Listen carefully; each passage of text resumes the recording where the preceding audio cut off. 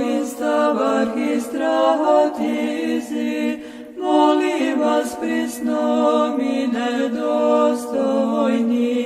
da vašim molitvami ogradite nas, krovom krilne vešestvenija vaše ja slavi, sohranjajušteni, pripadajuštija prilježno i vopijuštija, od bijedi izbaviteni, jako čino načal